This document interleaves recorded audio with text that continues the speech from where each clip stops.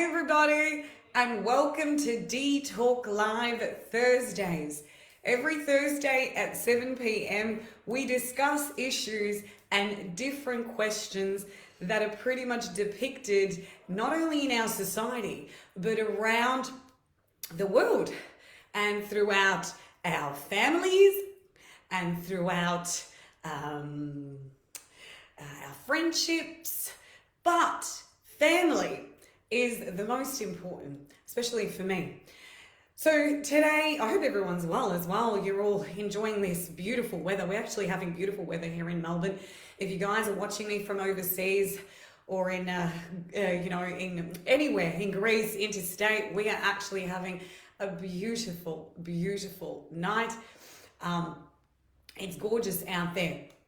And tonight, we are actually talking about a very, very important topic, which we thought would be great to bring up because I actually heard somebody speaking about this, and it was about secrets, but it wasn't about normal secrets. It was family secrets. And I'm like, oh my God, I've actually got a family secret.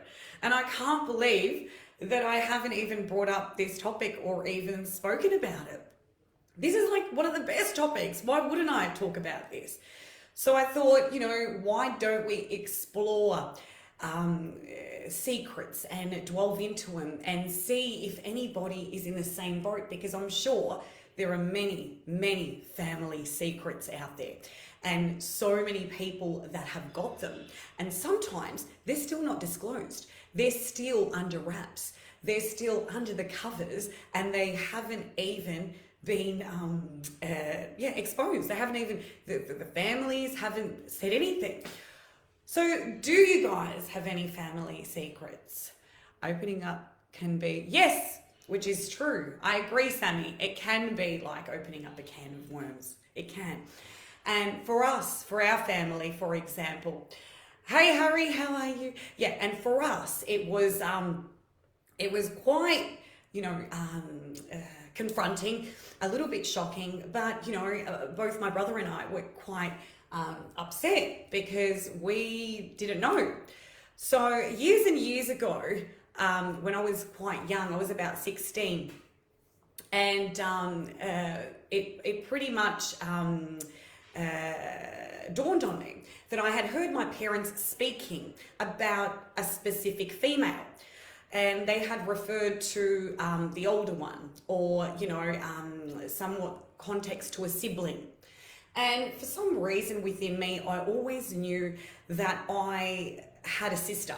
For some reason, I don't know what it was. It was embedded. It was some sort of connection that we possibly share.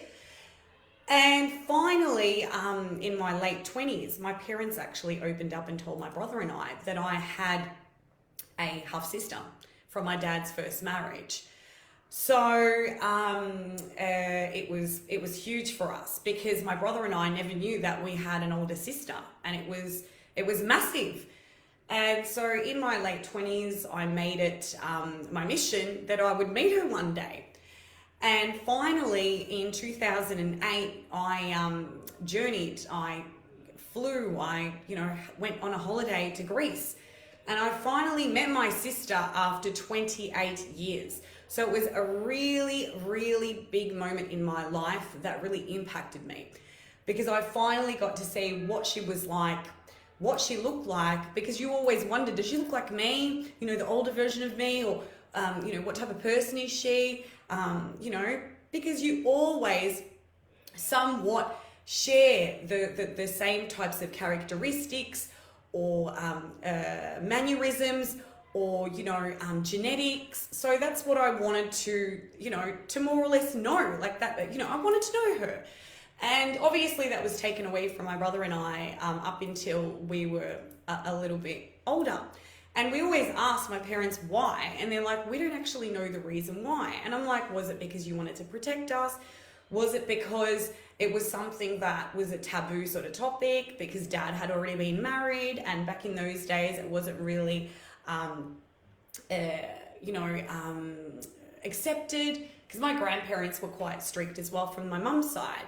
because my dad never actually told my mum that he was married previously because he loved her so much because she was so beautiful, right? That's how they fell in love as well. Like it's a full-on crazy story because my mum's originally from Russia, Kazakhstan, and my dad is from Greece. So my family, my mum actually migrated to Greece, and that's where she met my dad.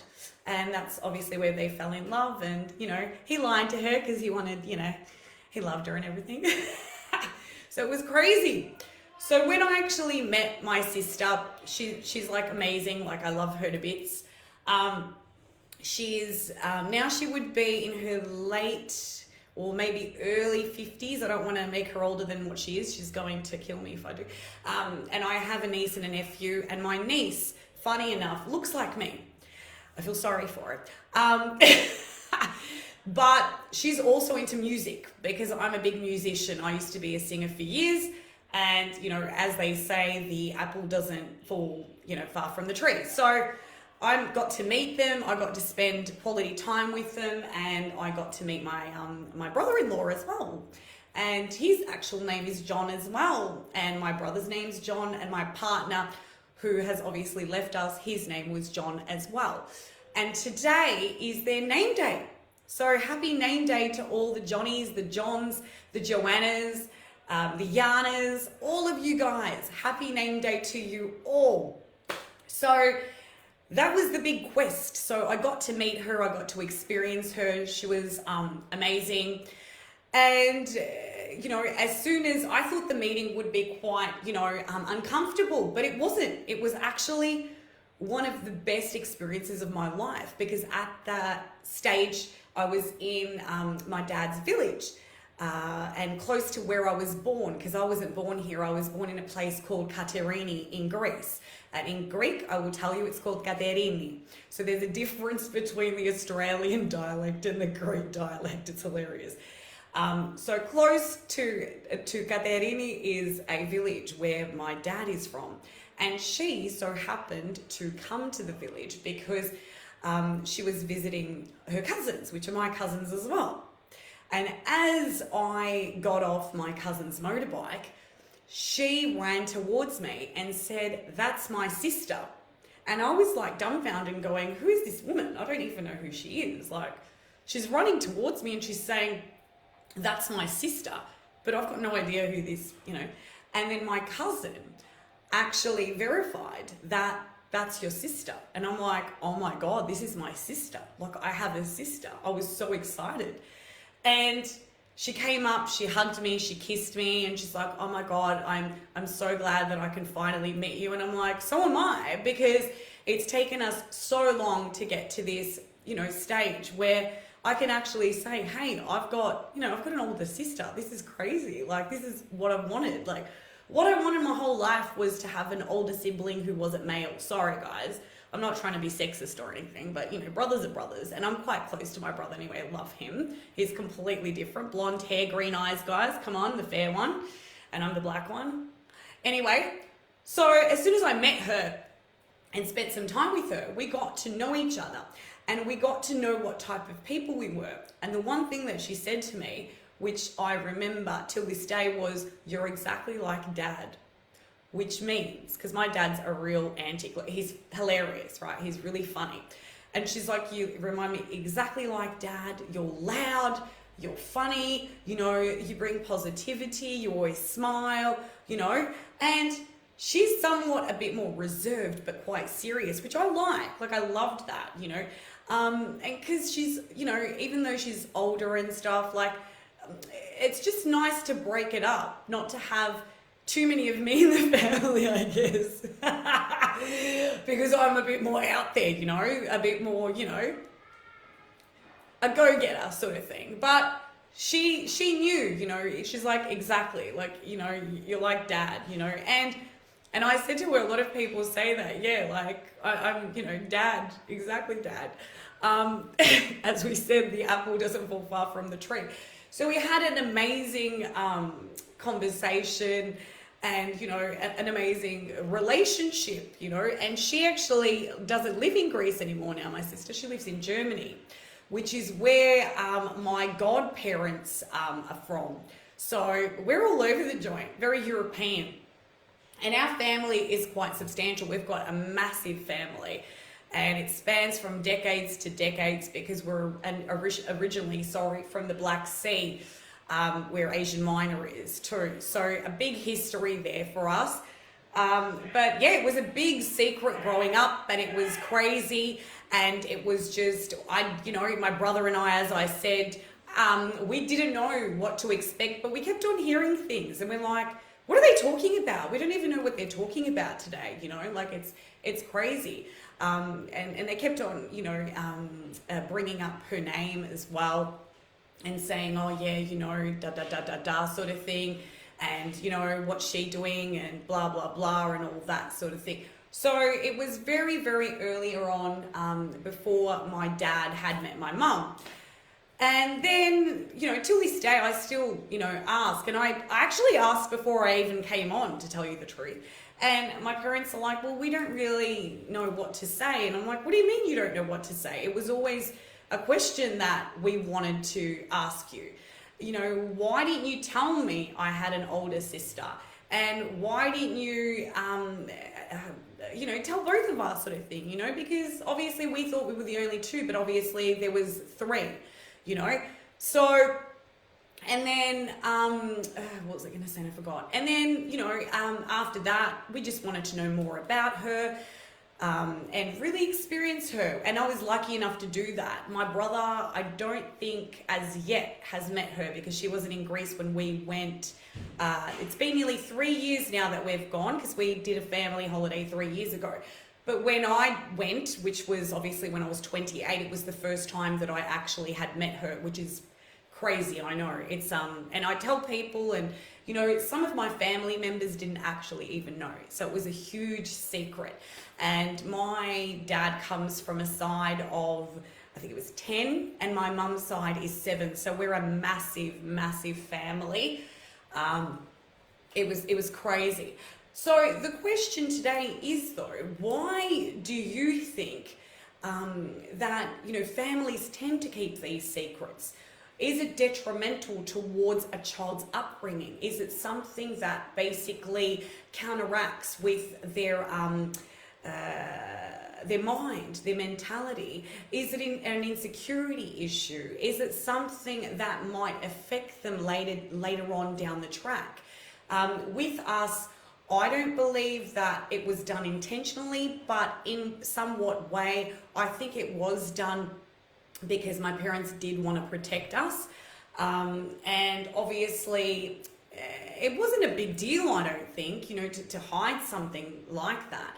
But as I said, back in those days, times were quite different and situations were different. And then eventually my grandparents found out as well, and subsequently accepted, my father and, the situation and his baggage, because, even though it's not bad baggage, it's still considered as baggage, but it was the best baggage that I ever met because she was sensational and I love my sister, So it's somewhat form of protection mechanism, something that people tend to use in order to try and really possibly protect the foundation, and maybe not upset us. Maybe they didn't want to upset us as well. It's many things. And other secrets, though,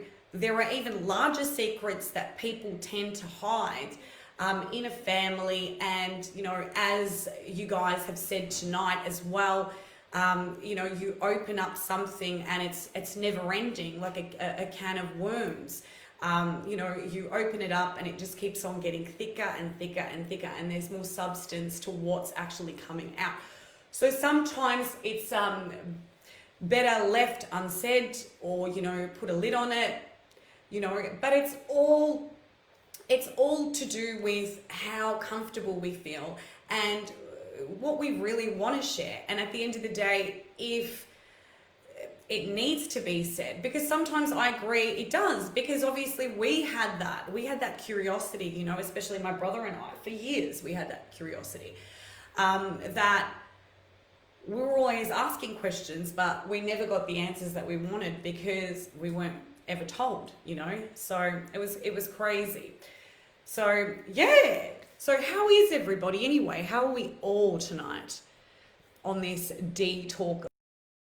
Beautiful. Thank you, Christina. You guys are awesome. Awesome. Yeah. So it's not, you know, family secrets are not something that are often spoken about, as I said, because they're not something that necessarily need to be said. But, you know, in an instance where, you know, it's family and it's siblings and it's people that need to meet, you know, there's even a Greek series and it's called to paketo, or it's called The Package. And what happens is the lady that's actually the host of the show, she finds long lost siblings, families, mums, dads, you know, secrets that have been kept under the rug for so many years.